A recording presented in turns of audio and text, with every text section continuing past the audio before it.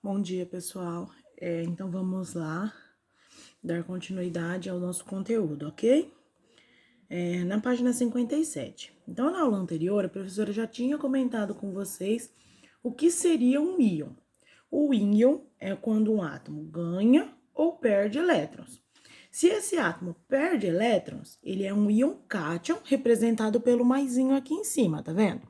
Se ele é um íon ânion, significa que ele ganhou elétrons, representado pelo menos. Professora, por que ganhou é menos e perdeu é mais?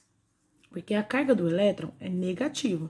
Então, se eu ganhei muito negativo, eu tenho que ficar negativo. E se eu perdi muito negativo, eu fico positivo, ok? O que a professora não tinha mostrado para vocês na aula anterior? A distribuição eletrônica no caso dos íons. Então, quando você tem um íon, você tem que considerar a carga desse íon. Então, olha só como que a professora fez aqui. Eu tenho um oxigênio com o número atômico 8. Aqui em cima tá menos 2, ou seja, significa que o oxigênio ganhou 2 elétrons. Se eu tenho 8 elétrons e ele ganhou 2 elétrons, ele vai ficar com 10. Então, a minha distribuição eletrônica, de acordo com o diagrama de Linus-Pauling, eu vou seguir até ficar com 10, ok? Então, vai ficar lá, 1s2, 2s2, 2p6. 2 mais 2, 4, mais 6, 10 elétrons, ok?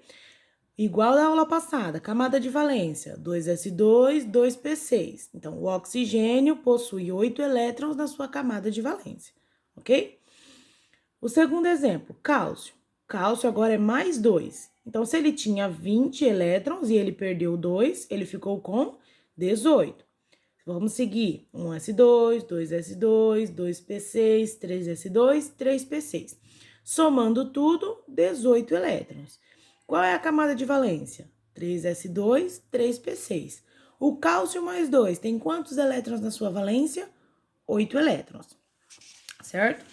Aí no livro de vocês, ele demonstra ainda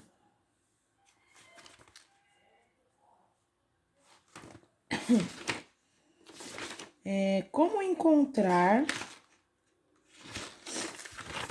um elemento químico na tabela periódica de acordo com a sua distribuição eletrônica. Então, nós vamos lá que eu vou ensinar para vocês, ok?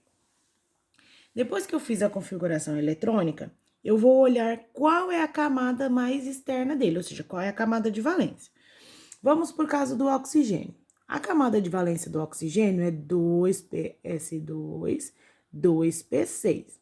Então, o número 2 significa que ele está no segundo período, ok? Qual é a camada, professora? Se eu for seguir KL, ok? Então, ele está na camada L, tá bom? Qual é, professora, o grupo que ele está na tabela periódica? Como que eu vou saber o grupo? Eu vou somar os dois números aqui, ó. 6 mais 2, 8. Ele está no grupo 8 da tabela periódica, ok? O histórico da classificação dos elementos químicos. Então, nós temos, antes de existir a nossa tabela periódica atual, existiram várias pessoas, vários cientistas que fizeram essas classificações. Quem foi o primeiro? Foi Doberein. O que Doberein fez? Ele organizou os elementos em pequenos grupos de 3, por isso que é chamado de tríades. Então, ele fez essa organização de acordo com a massa dos elementos químicos. Vocês vão grifando aí, ok? Então, organizou em grupos de 3, de acordo com a massa dos elementos químicos. O segundo, parafuso telúrico de Chancourt. O que Chancourt fez? Ele ele propôs uma organização dos elementos químicos dispostos em ordem crescente de massa. Qual que é o problema? Alguns elementos químicos podem possuir a mesma massa, e aí não estava dando certo a sua ideia, tá? Então, ele também organizava os elementos químicos por ordem crescente de massa. Lei das oitavas de Newlands, o próximo, ele organizou em sequência de ordem crescente de massa atômica. Cada grupo tinha propriedades que mudavam gradualmente.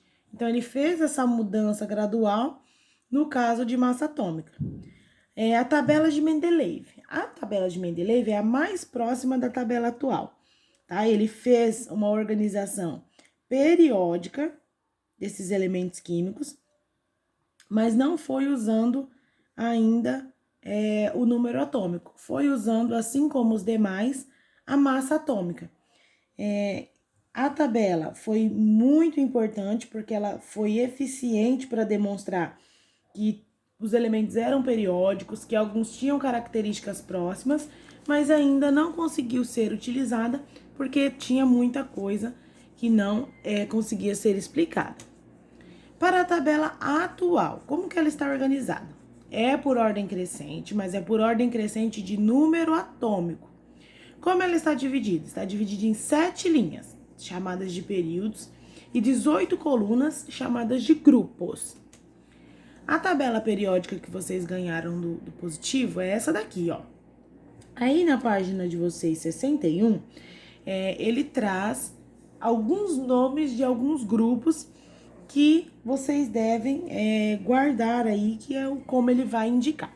Então, nós temos lá, ó, 7 períodos, 1, 2, 3, 4, 5, 6, 7, que são as linhas. Professor, e essas duas aqui embaixo? Essas duas saiu daqui, ó, ok? Vocês podem perceber que aqui é 56 e depois já vai para o 72. Ou seja, os lantanoides estão no grupo 6, né, no período 6, e os actinoides estão no período 7. E 18 grupos, ó, chamados de linhas. 1, 2, 3, 4, 5 e vai até o 18 aqui, ok? Alguns grupos da tabela têm nomes específicos. Por exemplo, esse grupo aqui, ó, 1A, são chamados de alcalinos. 2A, alcalinos terrosos. Agora lá do outro lado. 3A, grupo do boro. 4A, grupo do carbono. 5A, grupo do nitrogênio. 6A, calcogênios. 7A, halogênios.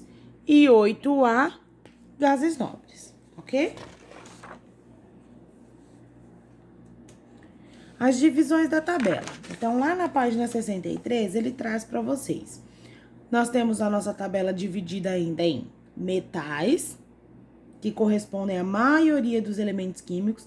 Quais são as características? São dúcteis e maleáveis. O que significa isso? Que eles podem ser transformados em fios ou também em lâminas, ok? Não metais, que são em amarelo na tabela de vocês.